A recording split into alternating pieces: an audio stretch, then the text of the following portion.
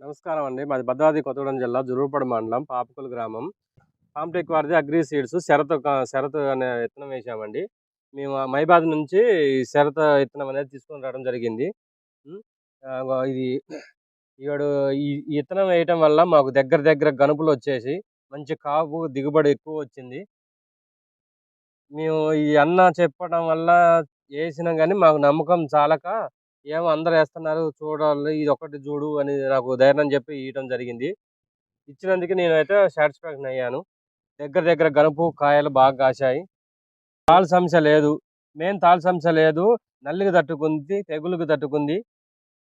గుబ్బొకటి రాలేదు. వైరస్‌లనేది ఏదనేది తొందరగా అటాక్ గానీయలేదు. తాలు సమస్య గూడా చాలా తక్కువగా ఉంది.